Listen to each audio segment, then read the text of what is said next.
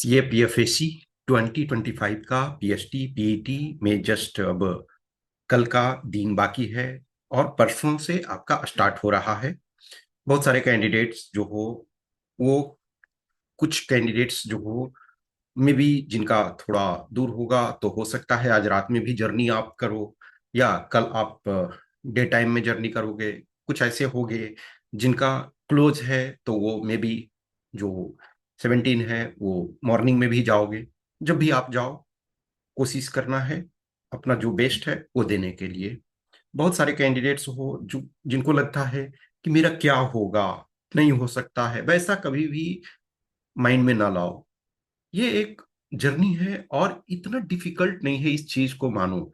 मैं बार बार जब इस चीज को बोलता हूं कि ये डिफिकल्ट नहीं है, मैं किसी चीज को जब तक खुद से टेस्ट नहीं करता हूं तो ऐसे नहीं बोल सकता हूं। मैंने खुद उसको किया है और आज भी मैं कह रहा हूं कि मैं लंबे समय से अब इन चीजों को छोड़ा हुआ हूं। फिर भी आप मुझे 2-4 दिन का टाइम दो, मैं इजिली कर लूंगा। ये डिफिकल्ट नहीं है।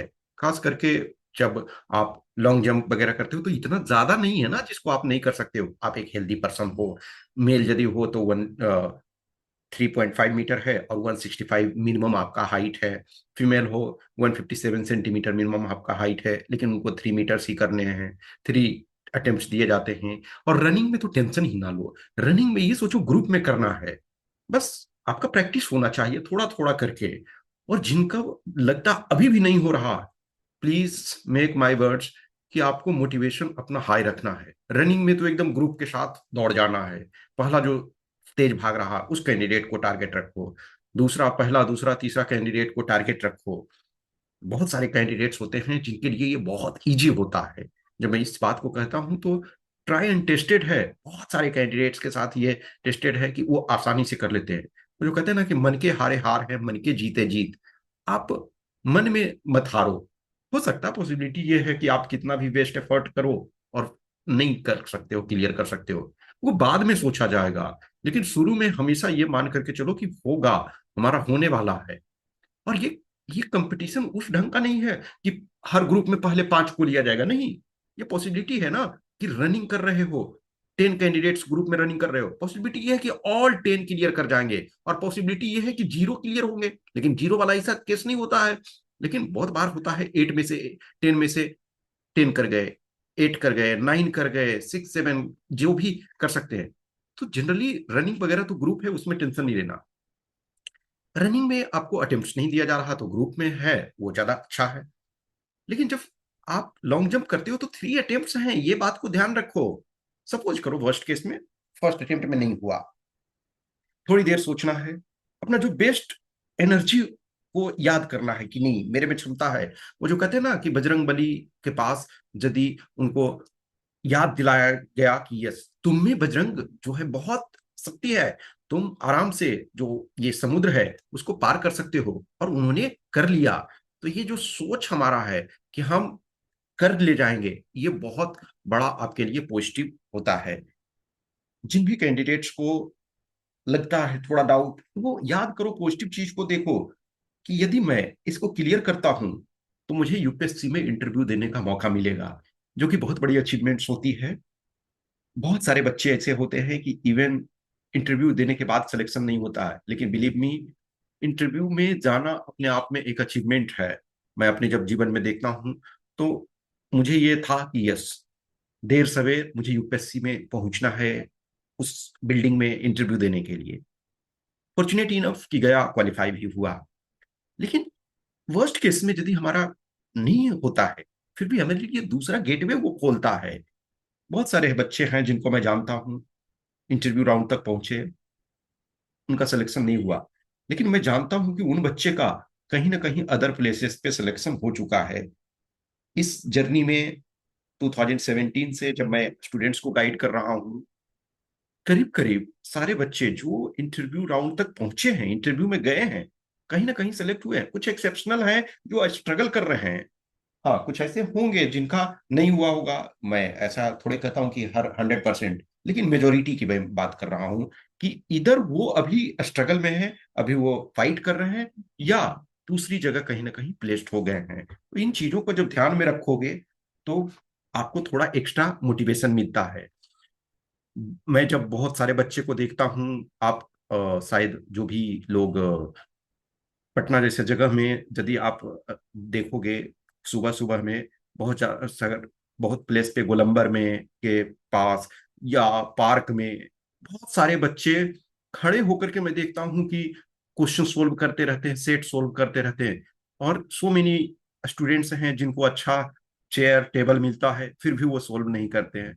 बहुत बार जो होता है कि जब आपके पास समस्या आती है तो आप चीजों को अच्छे तरीके से करते हो, मोटिवेशन जैसे भी मिले लेने की कोशिश करो। और जिनके लिए ये हो सकता है इजिली, तो वो डाउट नहीं रखो। वर्स्ट केस में नहीं होगा तो नहीं होगा, हम क्या कर सकते हैं, जान नहीं दे देंगे ना उसके लिए। लेकिन अपने लेवल से कोशिश करो कि नहीं, मैं किसी भी कंडीशन में हूं, अपना बेस्ट दूंगा दूंगी। ठीक है, ये सिचुएशन को आपको रखना है। हर साल हो रहा है, हर साल देखोगे सिंपल सिंपल कैंडिडेट्स हैं, वो पहुंच रहे हैं, फाइनल कर रहे हैं, फाइनल सिलेक्शन ले रहे हैं। कुछ ऐसे हैं जिनको टाइम लग जाता है, नो डाउट। कभी किसी का पेपर वन में मार्क्स कम आया, किसी का पेपर टू में कम आया, किसी का इंटरव्यू में। सिलेक्शन के लिए एग्रीगेट हमें मोर और लेस हर चीजें ठीक कंडीशन में होनी चाहिए, परफेक्शन नहीं चाहिए, ये ध्यान रखो। सिलेक्शन के लिए परफेक्शन नहीं चाहिए, एवरेज प्लस चाहिए। कोई भी कैंडिडेट एवरेज प्लस है तो उसका सिलेक्शन हो जा रहा है। अब एवरेज प्लस में क्या है, सपोज करो कि पेपर वन में किसी ने 120 ले आया, पेपर टू में 90 ले आया, इंटरव्यू में कुछ ये है 105 ले आया। तो ये क्या है, एक्सेलेंट किसी में नहीं है, लेकिन एवरेज प्लस सब में कर लिया तो उसका सिलेक्शन हो जा रहा है। ठीक है, अभी अब जैसे देखो, आप 21, 21, 22 में लो तो इस मार्क्स पर सिलेक्शन नहीं होना था। 21 में क्योंकि पेपर एक तो कम कैंडिडेट थे, पेपर वन में मार्क्स 170 70 तक आए, तो वैसे सिचुएशन। लेकिन अभी जैसे 24 का देखो, 23 का देखो, तो जो आपका जब भी अलग अलग टाइम में अलग अलग जो मार्क्स की जरूरत होती है, तो इस बार क्या है कि आपके लिए अच्छा है कि इवन इफ मेडिकल में डिस्क्वालीफाई भी हो जाते हो, तब भी उसके पहले ही आपको इंटरव्यू का मौका मिल रहा है ना। मेडिकल के पहले ही आपको इंटरव्यू का मौका मिल रहा है, तो दूसरे आपको जॉब में इंटरव्यू के लिए कॉल मिलेगा। वर्स्ट केस में यहाँ ना होता है किसी भी कारण से, इधर मेडिकल के कारण या फिर फाइनल हमारा मार्क्स नहीं टैली होता है, तो अभी एकदम पॉजिटिव रखो, किसी भी कीमत पे आपको सोचने की जरूरत नहीं है, निगेटिव होने की जरूरत नहीं है। एक चीज ध्यान रखना कि जो भी आपके वहाँ स्टाफ हैं, जो भी वहाँ ऑफिशियल्स हैं, जो आपका पीएचडी पीईटी में हैं, वो आपकी हेल्प के लिए हैं, आपको डिस्करेज करने के लिए नहीं है। जो भी वहाँ जा रहे हैं, जो भी वहाँ जा रहे हो, तो ये मानो कि वहाँ जो भी स्टाफ्स हैं, जो भी पर्सन हैं, वो आपको सपोर्ट करेंगे, आपको इनकरेज करेंगे, कोई भी डिस्करेज नहीं करेंगे। आपके जो भी डॉक्यूमेंट्स वगैरह है वो सारे लोग कैरी अपना करोगे। ठीक है, देखो डॉक्यूमेंट्स में क्या होता है, आपका डेट ऑफ बर्थ का प्रूफ होता है। डेट ऑफ बर्थ के लिए जो प्रूफ क्या है, 10th का सर्टिफिकेट, आपका 10th का सर्टिफिकेट डेट ऑफ बर्थ के लिए प्रूफ होता है। ठीक है, डीओबी के लिए आपका डेट ऑफ बर्थ के लिए 10th का सर्टिफिकेट, एजुकेशनल क्वालिफिकेशन के लिए ग्रेजुएशन का सब्जेक्ट, ग्रेजुएशन का सर्टिफिकेट चाहिए होता है। फिर आपका जो, सपोज करो कि आप किसी कैटेगरी से बिलोंग करते हो, ओबीसी, ईडब्ल्यूएस, एससी एसटी, तो आपको वो ले जाना है।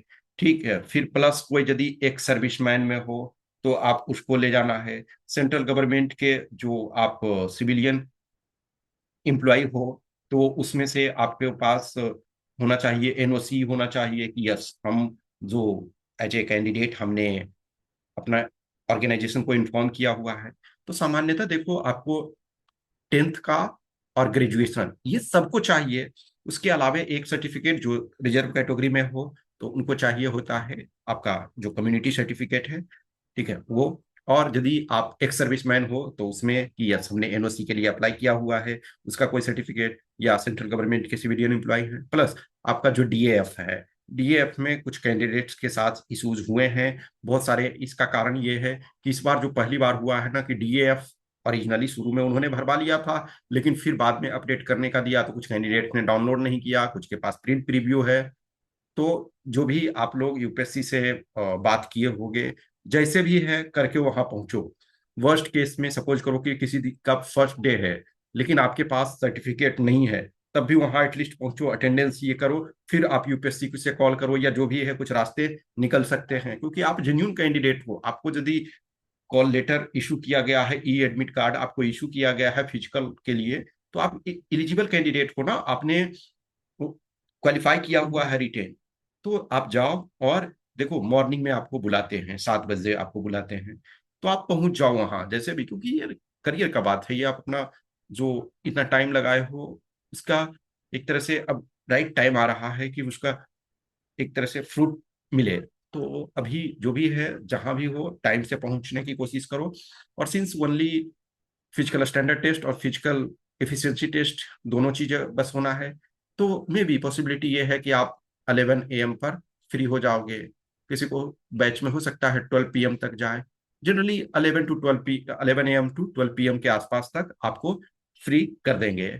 ठीक है, कहीं अब सपोज करो कि किसी कारण से मे बी कमांडिंग ऑफिसर थोड़ा लेट आए, तो थोड़ा सा लेट हो सकता है, लेकिन अदरवाइज ज्यादा हमको ये रहने की यहाँ जरूरत नहीं होती है। जब मेडिकल होता था तब जरूरत होता था कि कभी कभी 2 दिन या कभी 3 दिन भी लग जाता था, किसी को री मेडिकल मिल गया तो और ज्यादा टाइम लगता था। लेकिन यहाँ सिर्फ फिजिकल वाला है, तो हमेशा फिजिकल जो है बहुत जल्दी समाप्त हो जाता है, 3 से 4 घंटे का प्रोसेस होता है। सारे चीजें डॉक्यूमेंट वेरिफिकेशन करेंगे, फिर आपके हाइट वेट ये सब मेजर करेंगे।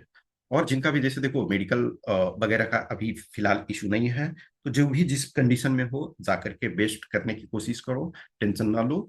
ठीक है। और किन्हीं को लगता है कि नहीं हमको ये प्रॉब्लम है, कुछ ऐसी चीजें हैं, तो आप मैसेज कर सकते हो। देखो करना आपको है, लेकिन एक थोड़ा सा मोटिवेशन मिलता है, थोड़ा मनोबल कोई बढ़ाता है, तो हम शायद चीजों को आसानी से कर सकते हैं। तो कुछ भी इशू है तो मैसेज कर सकते हो। और कभी भी अपने को डाउन फील ना करो, पॉजिटिव रखो।